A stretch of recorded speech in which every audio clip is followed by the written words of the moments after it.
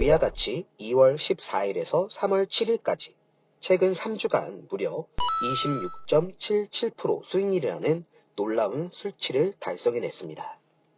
3월 7일 미국 증시는 파월 의장의 매파적인 발언으로 인하여 3월에 있을 FOMC에서 기준금리 50bp 인상 및 최종금리 상향 우려가 증폭된 영향으로 급락 마감하였습니다.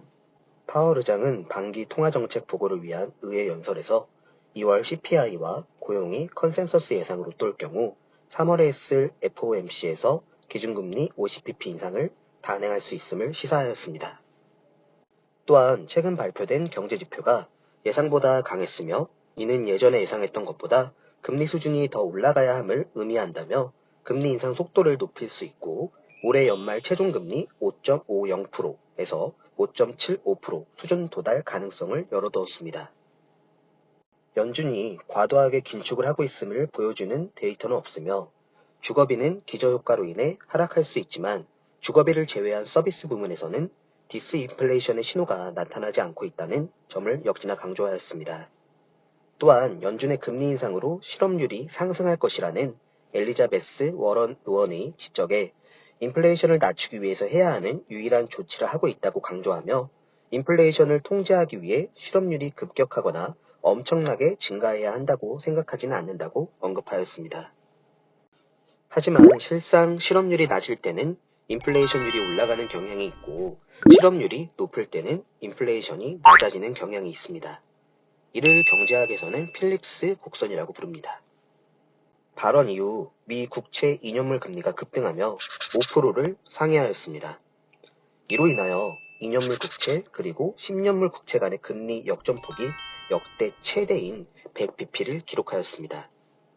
파월 의장 발언에 대한 시사점부터 결론 짓고 가자면 이번 의회 증언에서의 발언은 시장이 예상했던 것보다 매파적이었기에 일단 3월에 있을 FOMC에서 50bp 인상 가능성을 높게 열어두고 가야 하는 상황이라고 보여집니다.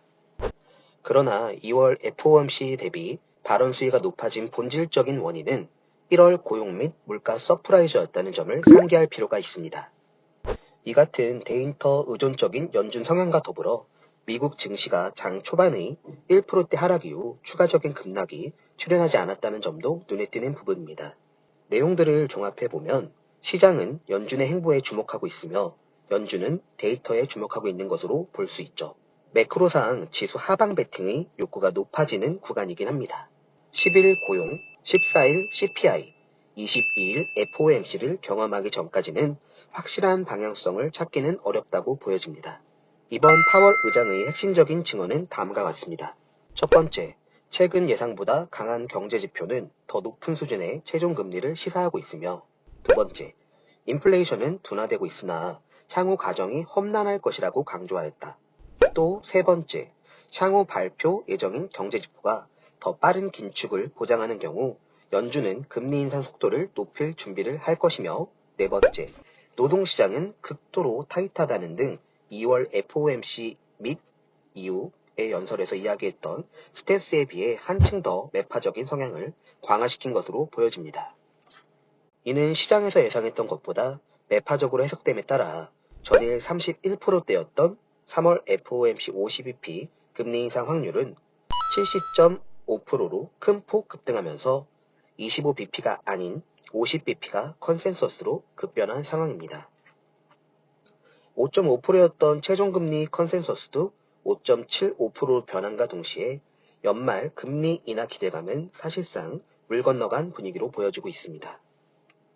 지금 시장의 분위기를 바꾼 근본 원인은 데이터에 있었으며 파월 의장이 상기 언급한 발언 이외에도 지표 및 경제활동, 인플레 전망을 고려해 금리를 결정할 것이라고 추가적인 언급을 했다는 점에 주목할 필요가 있습니다. 더 나아가 파월 의장 발언 이후 백악관에서도 연준의 독립성을 인정하지만 한 달 지표에 지나치게 의존하지 말아야 한다는 식의 입장 표명을 했다는 점도 특징적인 부분입니다. 결국 3월 FOMC 이전 고용, 물가 등 데이터를 확인하는 과정에서 연준 행보에 대한 시장의 해석이 뒤바뀌면서 불확실성과 조정 압력에 노출될 소지가 다분합니다. 다만 이미 시장이 경험하면서 내성이 생긴 기존 악재의 성격이 짙은 만큼 가격 조정보다는 하방 경지성이 확보된 기간 조정 국면을 상정해 놓고 대응하는 것이 적절할 것으로 보여지지만 어느 한 곳으로 확정을 짓기는 사실상 어려워 보입니다. 그렇다면 현재 위로 갈지 아래로 갈지 불안정한 증시 시장에서 가장 안정적인 투자 방법은 어떤 것이 있을까요? 급변하는 시장 상황에서 실시간으로 대응하여 손실은 최소화하고 수익은 최대화시킬 수 있는 해지 매매 전략입니다. 국내외의 선물 시장을 조금이라도 겪어보신 분들이라면 이 매매 전략이 얼마나 유용한지는 알고 있으나 급변하는 시장 상황을 실시간으로 대응하지 못하는 개인 투자자분들에게는 사실상 무용지물이나 다름이 없죠. 그렇다면 각 분야 전문가들이 직접 데일리 트레이딩을 진행해 드린다면 어떤 결과가 발생할까요? 위와 같이 2월 14일에서 3월 7일까지 최근 3주간 무려 26.77% 수익률이라는 놀라운 수치를 달성해냈습니다. 포트폴리오 재구성 및 트레이딩은 모두 무료로 진행되니 문의사항은 하단 더보기란 클릭 후 편하게 남겨주시기 바랍니다.